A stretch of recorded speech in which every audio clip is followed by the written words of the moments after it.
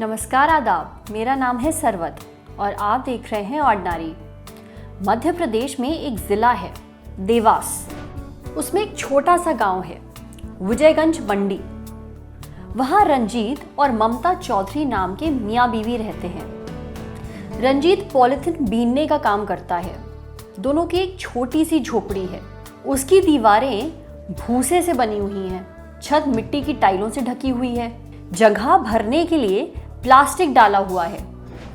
इस छोटे से घर में रंजीत और ममता का 20 साल का बेटा आशाराम भी रहता है। उसे बचपन से पढ़ने का बहुत शौक था, पर माँ बाप की माली हालत ठीक नहीं थी। उसी घर में रहकर उसने मेडिकल एग्जाम की तैयारी की। वो कहते हैं ना, काबिलियत हालात की मोहताज नहीं होती। आशाराम ने एम्स का एंट्रेंस एग्जाम पहली बार में ही पास कर लिया है। ये मेडिकल एग्जाम होता है। इसे पास करने के बाद आप देश के सबसे बड़े सरकारी अस्पताल में डॉक्टर बनने की पढ़ाई कर सकते हैं। इस एग्जाम को पास करने में लोगों को कई साल लग जाते हैं। जिस डिस्ट्रिक्ट से एम्स में किसी का दाखिला हो जाता है, वहाँ उस कैंडिडेट के नाम के बड़े बड़े होर्डिंग लग जाते हैं। वहीं आशाराम ने इसे एक बार में ही पास कर लिया। उसकी ऑल इंडिया जनरल रैंक थी 707 और ओबीसी कैटेगरी में उसकी रैंक थी 141। भाई वाह!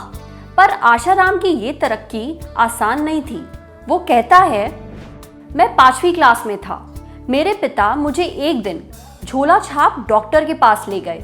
उसने हमें 2 से 3 मिनट ही दिए, कुछ दवाइयाँ लिखी और उसने 50 रुपए कमा लिए।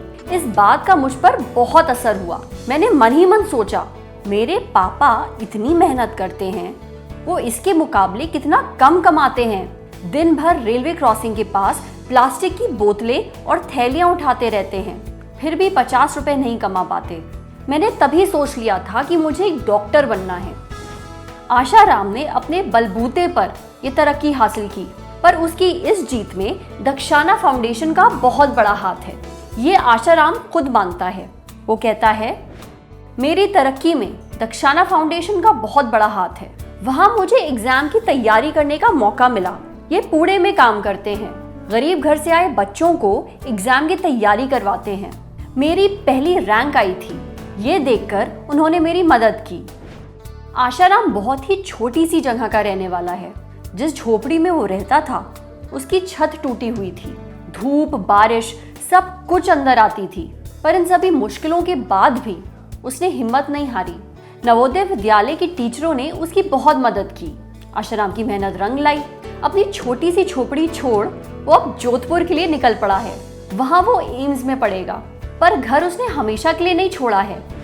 वो कहता है कि डॉक्टर बनने के बाद वो बड़े अस्पतालों के चक्कर नहीं काटेगा, अपने गांव वापस जाएगा ताकि वहाँ लोगों को सही इलाज मिल पाए, उन्हें बड़े अस्पतालों की दौड़ नहीं लगानी पड़े। आशाराम का परिवार बहुत खुश है।